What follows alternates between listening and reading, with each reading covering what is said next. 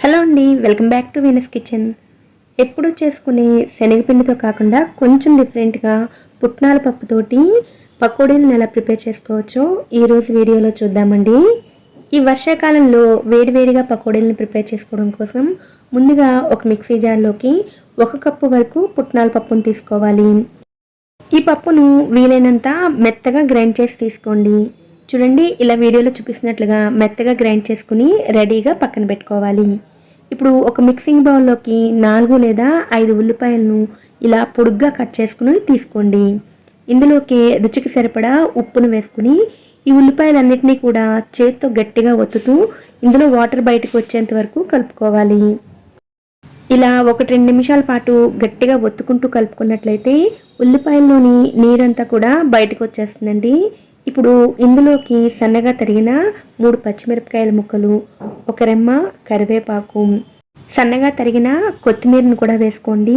ఈ పకోడీలకి కొత్తిమీర కొంచెం ఎక్కువగా ఉంటేనే బాగుంటుందండి.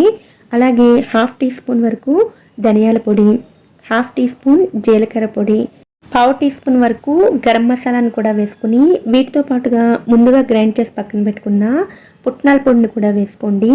అలాగే 1/4 కప్పు వరకు బియ్యం పిండిని కూడా వేసుకోండి. ఇలా బియ్యం పిండి వేసుకోవడం వల్ల ఈ పకోడీలు ఎక్స్ట్రా క్రిస్పీగా వస్తాయండి. వీటన్నిటిని కూడా చేత్తో కొంచెం గట్టిగా ఒత్తుతూ కలుపుకోండి. ఇలా చేయడం వల్ల ఉల్లిపాయల్లో నీరంతా కూడా పిండికి బాగా పడుతుంది. ఇలా మొత్తం అంతా కలుపుకున్న తర్వాత కొద్దిగా వాటర్ని వేసుకుంటూ కొంచెం గట్టిగా కలుపుకోండి. వాటర్ని కొద్దిగా మాత్రమే వేసుకోండి. ముందే ఎక్కువగా వేసుకున్నట్లయితే పిండి అంతా పలచబడి పకోడీ అంతా కూడా ఆయిల్ని బాగా పీలుస్తాయి. ఇలా పిండి మొత్తాన్ని కూడా గట్టిగా కలుపుకొని ఉంచుకోండి. ఇప్పుడు డీప్ ఫ్రైకి సరిపడా ఆయిల్ని హీట్ చేసుకుని కొద్దిగా పిండి ముద్దను తీసుకుని ఆయిల్లో పకోడీల్లా వేసుకోవాలి. వీటిని మరీ మందంగా కాకుండా కొంచెం పల్చగా ఆయిల్లో బాగా స్ప్రెడ్ చేసుకుంటూ వేసుకోండి. అప్పుడే లోపల వరకు బాగా ఫ్రై అవుతాయి. అలాగే ఆయిల్కి సరిపడ మాత్రమే వేసుకోండి. మరీ ఎక్కువగా వేసుకున్నట్లయితే కూడా ఇవంతా కూడా ఒకే చోట ముద్దలా అయిపోతాయి. పిండిని వేసిన వెంటనే కదపకండి, అవి ఆయిల్లోనే విడిపోతాయి. కొద్దిగా ఫ్రై అయిన తర్వాత కంటిన్యూస్గా కలుపుకుంటూ హై ఫ్లేమ్లో పెట్టుకుని ఫ్రై చేసుకోండి.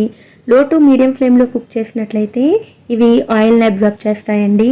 అలాగే కొద్దిగా లైట్ గోల్డెన్ కలర్లోకి రాగానే వీటిని ఆయిల్ నుంచి బయటికి తీసుకోండి. చల్లారిన తర్వాత మరికొంచెం కలర్ వస్తాయి. ఇలా ఒక బ్యాచ్ అయిన తర్వాత రెండో బ్యాచ్కి మళ్ళీ ఆయిల్ని కొద్దిగా హీట్ చేసుకున్న తర్వాతే ఫ్రై చేసుకోండి. ఇదే విధంగా అన్నిటినీ ప్రిపేర్ చేసుకోవాలి.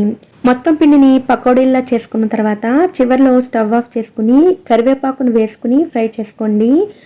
పిండిలో వేసినప్పటికీ కూడా పైన ఇలా కరివేపాకును ఫ్రై చేసి వేసుకోవడం వల్ల చూడటానికి బాగుంటుంది. అలాగే పకోడీలను తినేటప్పుడు ఇలా ఫ్రై చేసిన కరివేపాకు క్రిస్పీగా తగులుతూ రుచి కూడా ఇంకా బాగుంటుంది.